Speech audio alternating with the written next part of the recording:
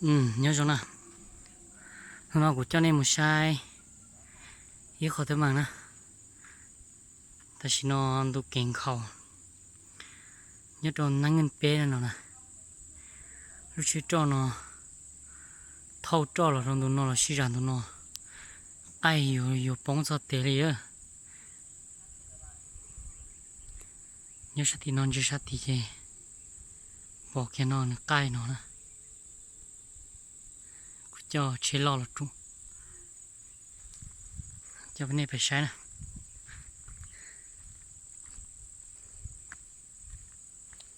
nhờ tia chú chỉ lại nè vào chè nên dành lo chè nè dành lo bỏ cho ai liên nó nữa bỏ cứ hà xí nè chú mẹ ai kia nè lúc trống nó ô vào hà cho nó ở sát trống nhau đi nó là chè và cửa hàng nó trò là chỉ vẫn tụ kề lần đầu đó cho nên một sai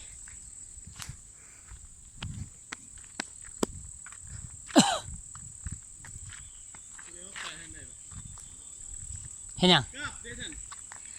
เสกาวเพิ่นเอาไปแล้วเมื่อกี้เอามาเพิ่นเอาไปอีกแล้วยังบ่ได้ดึงก็เพิ่นจะเอารถจกมาช่วยบ่ได้บ่มีรถจกจะน้อยดึงมาแล้วป้องมันค้างอยู่ดินนั่นเลยจะได้ดึงมาแล้วมันก็รถจกมาสู้ซื่อๆติเทียมข้างซื่อๆติแล้วจึงดึงแล้วเป็นเรือแล้วรถจกช่วยเอาคันว่ามันสุดแล้วก็เอารถจกช่วยถ้ามันบ่สุดแล้วก็แล้วเนาะมันจามดินแล้วนี่ป้องจันดินแล้วดึงบ่ได้มันขึ้นแล้วเด้มันลงอ่ะตะกี้ตีนนี่เงืองแท้เงืองว่าพี่มันลงแล้วเด้เอาน้ำมันออกหมดแล้วมันลงแท้แม่นก็ไอ้ดึงมันเมื่อกี้มันสูงให้ก็เนาะดึงมาได้มันก็มาเลยแล้วปุ้นเลยดึงนี่เขาดึงเว่ๆนี่ครับก็ดึงเกี่ยทั้งสิเลยมันขึ้นเอาใส่ก้ามมาตัวมันเสือก้ามมันสั้นแล้วดึงมาแล้วรถค่อยไปทีนี้เดี๋ยวเพิ่นเป่าแล้วก็มีอย่างแล้วรถชิปโตดนึงรถก็ได้หนักบ่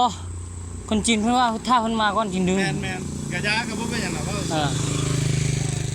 โอเคเราจะน้อยผิดพลาดเลยเพิ่นว่าเพิ่นบ่ได้เฮ็ดเพิ่นบ่ได้สร้างให้เฮาเฮ็ดหยังรู้ใส่รถโจ๊กอยู่นี่หน่อยเพิ่นจะเอารถแก้ว่าไปแก้เกือดเนาะเสี่ยวเนาะเกือด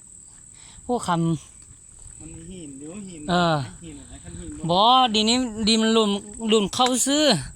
คำมันตกแถวนี้แท้แล้วบ่อยู่เป็นนี่แล้วเนาะมันตกทางอย่างตกทางยางแล้วมันหลุนเข้าน่ะดีมันยังอ่อนแน่ฝ่ายนี้เราจอดคันเราจอดไปเลยคันเราจอดแล้วมันหยุดนี่มันหยุดร้อนเราจอดเนาะแล้วปึ๊บไปเลยมันก็บ่เป็นนะโห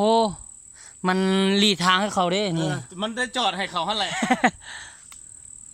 มันนักเนาะ17 ต้นพุ่นน้ำมันพ่นเขาก็นัก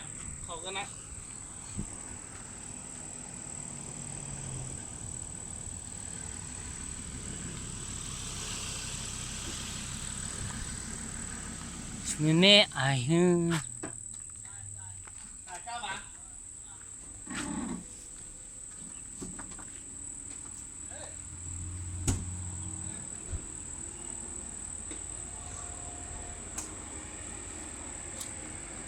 ผมคิดว่าจอดเราตั้งอยู่ตรงนั้น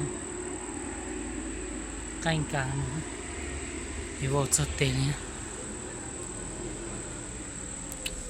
ราเชนอ่ะเท่ากันเลยราเชนดูเก่งของนะเจจีมัวจี